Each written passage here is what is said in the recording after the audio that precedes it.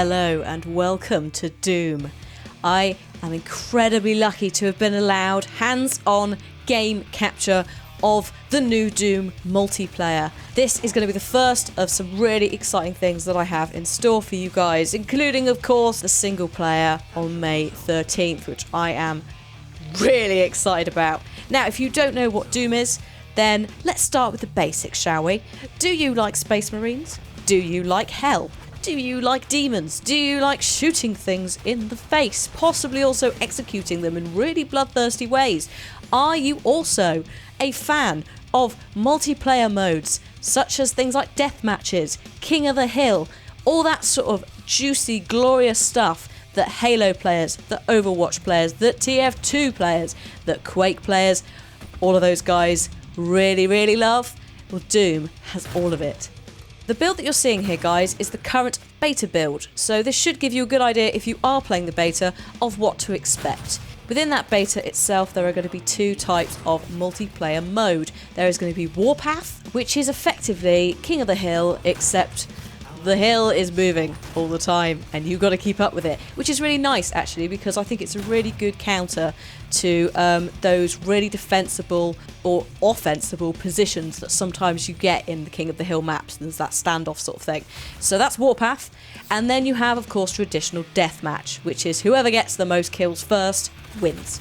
So those are both of the builds that you will be able to play in the beta.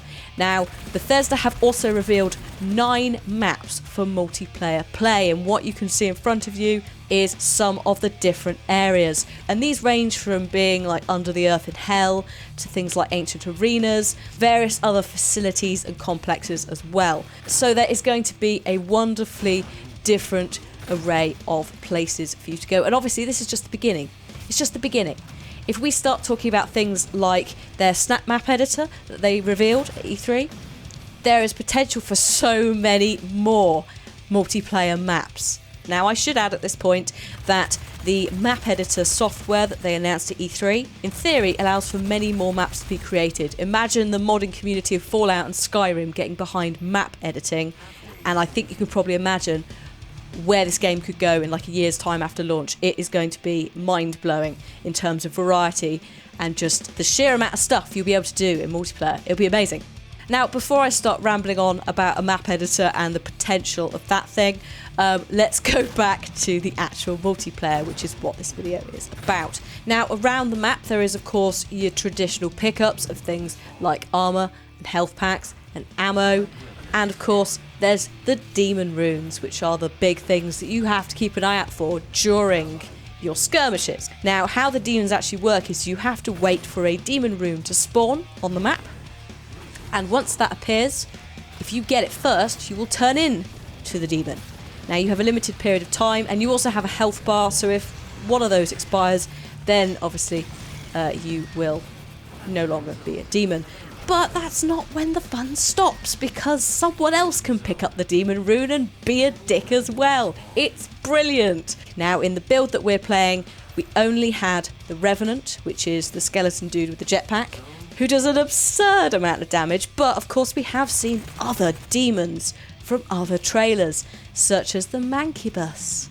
So, assumedly, as you level up, you get to unlock these demons, and they have different styles of play and so forth, so you can use them in different maps with different techniques, but they don't feel overpowered at all. If you have a team that go, there's a demon coming, we've got to stop it, then you can pretty much take it down if you concentrate. It feels like they've got a really nice balance actually for that. Obviously I only saw the Revenant, so I can't comment on the other demons, apart from saying they look so awesome in all the trailers, but I am really excited to see what is coming next with that. Now, we talked a bit about the maps, let's talk about players and character customization. I was there for 2 hours, so the gameplay that you're seeing is from my 2-hour capture session of multiplayer, and by the end of it, and only 2 hours, I felt that I had a character that I could be reasonably proud of, and that I felt was very much my own. So let's take it right back to basics first and look at classes. You have 3 standard classes. Those are the Assault, Sniper, and the Ambusher. Your Assault class, who's going to go in hard and fast, he's got a rocket launcher, he's got a plasma rifle, and he's got a frag grenade.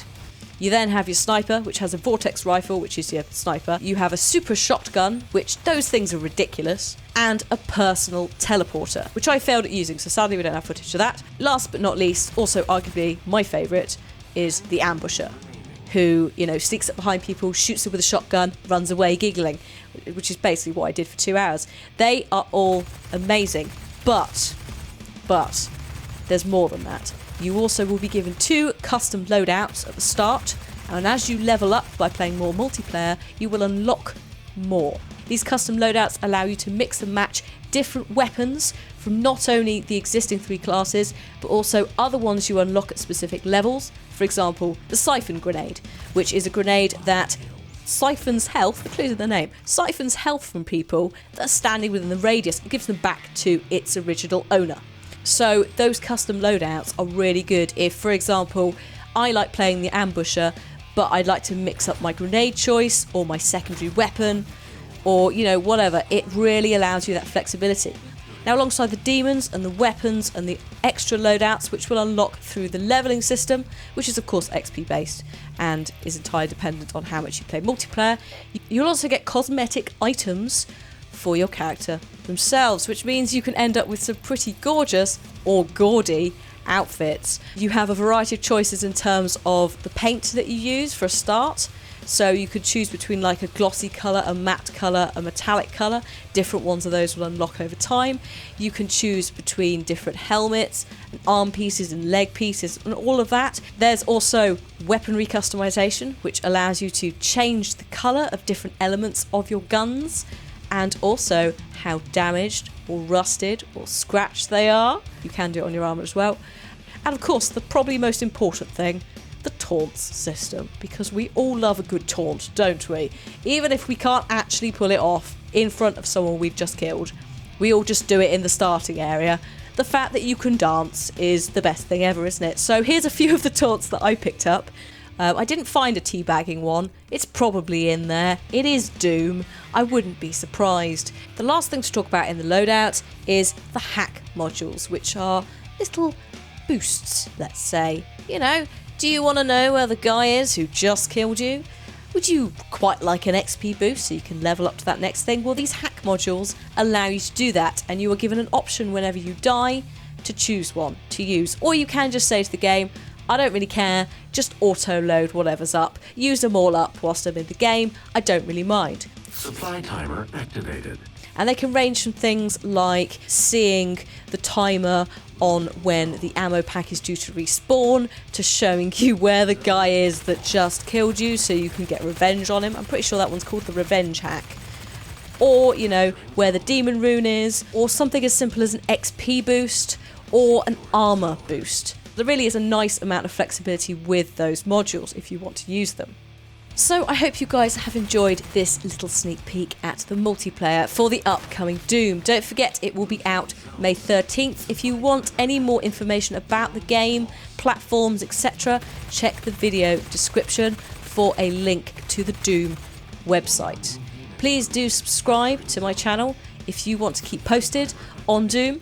And hopefully I'll have some more information coming later in the year from me and obviously from Bethesda. And of course, as I said at the beginning, I will be most definitely playing it solo and multiplayer on the channel. Thank you very much for watching, and I'll see you next time. Bye bye.